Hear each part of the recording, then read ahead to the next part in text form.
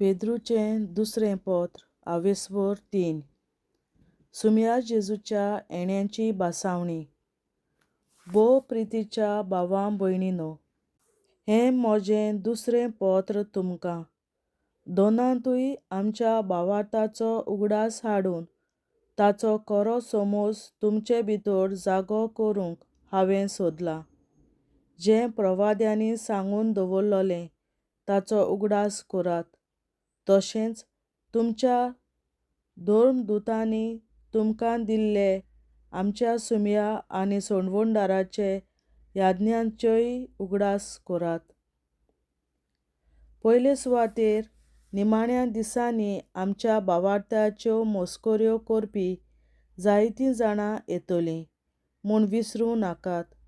तीं आपल्या वायट वोंडावण्या पोरमोणें चलतलीं आनी म्हणटलीं, आपूण येतलो म्हूण ताणें भास दिल्ली ती खंय पावली आतां.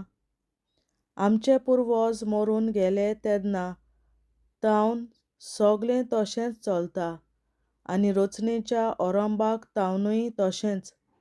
पूण ओरंबाक मळब आसलें आनी देवाच्या उतराक प्रितूम उदकांतली आनी उदका मदें उपजली म्हूण ती मुद्दम विसरतात. आनी त्या कालाच्या संवसाराचो उदकाचे बुट्टेन नाश जालो. पूण त्याच देवाच्या उतरान आतांचें मळब आनी आतांची प्रितूम उज्यान लासून उडोवंक दवरल्यांत.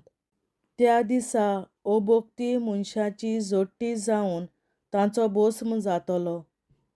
प्रितीच्या भावां भयणींनो, ही एक वस्त तुमी कदींच विसरूंक फावना की सर्वेस्परा मुखार एक दीस 1000 वर्सां सारको आनी 1000 वर्सां एका दिसा सारकीं. कांय जाणां तो काळाव करता म्हूण सांगतीत, पूण सर्वेस्पर आपणें भासायलां तें पाळूंक काळाव करिना.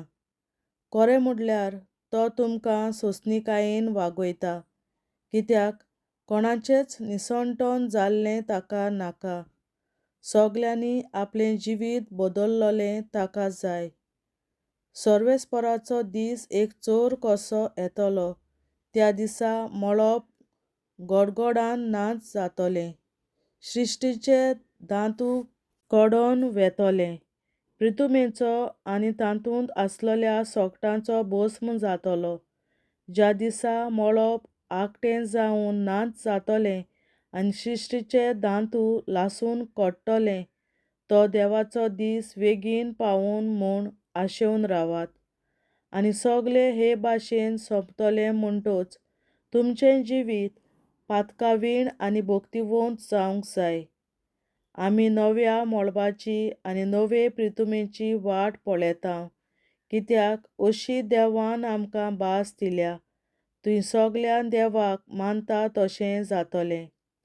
देखून त्या म्हणसर भोव प्रितीच्या भावां भयणींनो, तुमी ताका शांतीन मेळचे खातीर तांकता तितले उमेदीन निश्कळंकपणान आनी गुन्यांवा विणें जिवंक वावरात. सर्वेस्पर भोव सोंसणीकायेचो हें ताचें माथमपण तुमचे खातीर म्हूण समजात. तशेंच पावलून आमच्या भोव मोगाच्या भावान देवान ताका दिल्ले जाणवायेन तुमकां बरयलां. सगल्या आपल्या पत्रांनी तो ह्या वस्तूंची गजाल करता. तातूंत समजूंक अवघड कांय विशय मेळटा. भावार्थांत शिकवण नासलोलो आनी तिराय नासलोलो लोक तांचो आनी हेरांय पवित्र पुस्तकांचो सारको अर्थ बिगडावन उडयतात आनी अशें आपलेंच निसणटोन मागून घेतात. देखून तुमी भोव मोगाच्या भावां भयणींनो, तुमकां हांवें शिटकायल्यांत म्हणटच चोत्राय दवरात. नाजाल्यार नश्ट्या मनशांची वांकडी वाट दवरून तुमी तुमचें तीरपण सांडून वेशात. उरफाटीं जेजू क्रिस्ताची आमच्या सुम्या आनी सोडवणदाराची दयालाय भोगात आनी ताचो अदीक अदीक अनुभव करून घेयात. ताका महिमा आतां आनी सासणाच्या सासणाक. आमेन. देवाचें उतरें. देवाचे व्हड उपकार.